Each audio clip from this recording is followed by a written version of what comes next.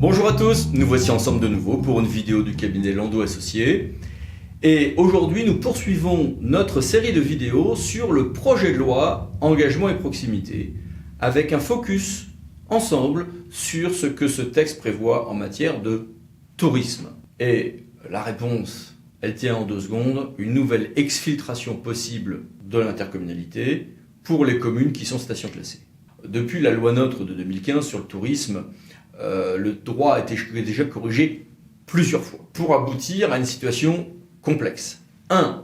Ça c'était dans le texte initial, les stations classées pouvaient donner lieu à une décision de maintien d'un office à l'échelle de la station classée, mais avec une gestion intercommunale. Sauf que je peux avoir une gestion intercommunale qui laisse la part belle à la commune, notamment dans des modes comme l'association ou la SPL, c'est un peu moins vrai en EPIC, quoique, etc. Deuxième modification, deuxième dérogation, les communes qui ont une station classée ou qui demandaient être station classée pouvaient, à la condition de voter en ce sens au plus tard le 31 décembre 2016, c'est le fruit de la loi montagne, mais ça s'applique même hors zone de montagne, voter pour le maintien au niveau communal de cette station de tourisme, et donc de l'office qui va avec une perte de cette dérogation s'il y a une perte du classement ou un refus de ce classement. Ça conduit d'ailleurs à des situations parfois un peu complexes, notamment en termes de reversement de taxes de séjour quand certaines structures sont en EPIC et pas d'autres. Bon, ok, donc une deuxième dérogation. Et puis, il y a toute une série d'autres dérogations qui portent, elles, sur la question de l'intercommunalisation de la taxe de séjour, qui conduisent à des débats en ricochet sur les questions d'attribution de compensation.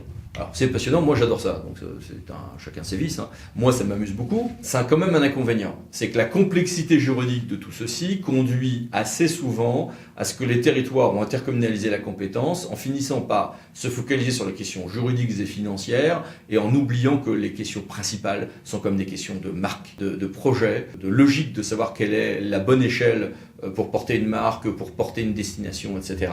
Quel choix ensuite de mode de gestion, où là le droit revient en force, mais en aval du projet, Là-dessus, tout ceci commence à être digéré, que intervient une nouvelle dérogation qui n'est pas encore votée, ce n'est qu'un projet de loi. Mais que prévoit ce projet de loi, justement? Engagement et proximité. Il prévoit un article 6 ainsi rédigé. Allez, je vous le résume cet article 6. Il nous dit qu'en communauté de communes ou d'agglomération, attention, pas en communauté urbaine, pas en métropole, les stations classées, même celles qui n'ont pas délibéré avant le 31 décembre 2016, donc les stations classées, pourront même pas maintenir un office de tourisme à l'échelle communale, comme ça c'était prévu dans la loi NOTRe déjà initiale, mais par décision communautaire, mais carrément ne plus transférer la compétence. Il faut mesurer ce que ça veut dire. Quand, dans les textes antérieurs, la communauté pouvait maintenir des offices à l'échelle communale, pas des bureaux d'information touristique, des offices de plein exercice, c'était cohérent et c'était avant l'intercommunalisation. Quand la loi Montagne 2 a permis, avant fin décembre 2016, de délibérer pour s'opposer au transfert de la compétence qui lui était au 1er janvier 2017, ce n'était pas incohérent, c'était peut-être bien, peut-être pas bien, mais ce n'était pas incohérent, l'intercommunalisation n'avait pas eu lieu.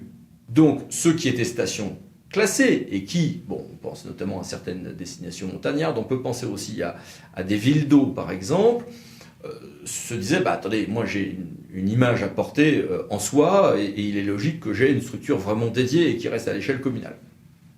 On peut être pour, on peut être contre, on aura sans doute des points de vue variés selon la variété des territoires, mais on peut le comprendre.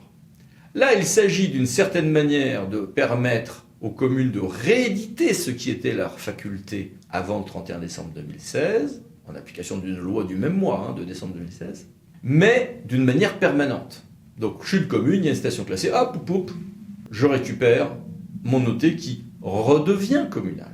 Ça veut dire qu'il y aura à gérer, non plus un refus d'intercommunalisation avec les conséquences financières et techniques que cela peut occasionner, et qui ont en général été assez bien gérées dans beaucoup de territoires, mais ça revient à divorcer d'une certaine manière, ça revient à retirer un fragment de sa compétence tourisme géographiquement à la communauté. Le tout évidemment à combiner avec les exigences du nouveau classement qui ont été d'ailleurs modifiées il y a quelques mois dans leur procédure uniquement. Ce qui peut conduire du coup demain à des sortes de mini-divorces techniques sur le tourisme qui risquent d'être assez coton à gérer au cas par cas, bien sûr. Et puis tout ceci va dépendre aussi de ce que sera le texte définitif, donc à suivre. Raison de plus pour qu'on se retrouve ensemble pour d'autres vidéos du cabinet Landau Associés. Merci, au revoir.